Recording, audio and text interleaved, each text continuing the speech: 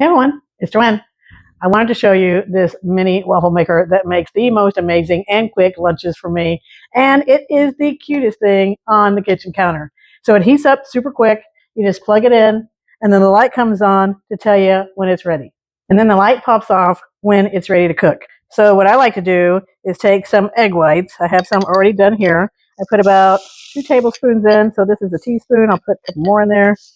I like to put a little bit of Parmesan cheese, then some diced ham.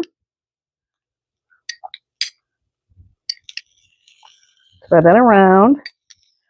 Little cheddar cheese.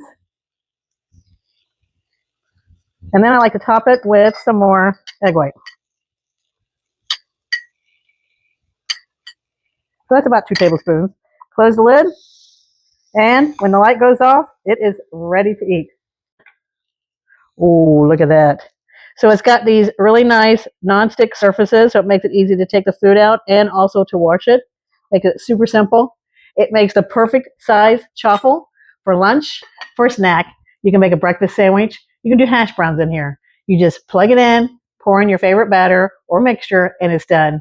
It's great for every day, but you could also use it in small spaces like dorms or RVs.